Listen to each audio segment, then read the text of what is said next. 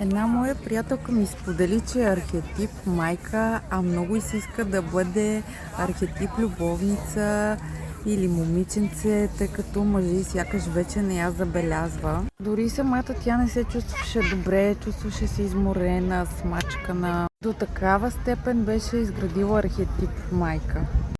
И аз си казах, слушай, имам една много добра новина за теб.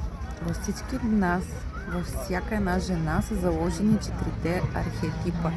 И от нас зависи до каква степен ще ги развиваме и ще ги проявяваме. И тя каза, искаш да кажеш, че може да имаме повече от един архетип. Отвърнах и разбира се, даже е желателно да имаме повече от един архетип.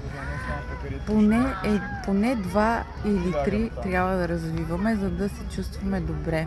Започнахме да работим заедно и да развиваме останалите 2 архетипа, които тя искаше. С времето тя стана по-уверена, започна отново да привлича мъжа си. Вече нямаше това изтощение и започна да се наслаждава на живота.